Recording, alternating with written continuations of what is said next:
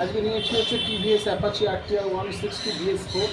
দেখুন এটা compressor problem আছে গাড়িটা, সেই জন্য আমি পুরো গাড়িটা খুলে নিয়েছি।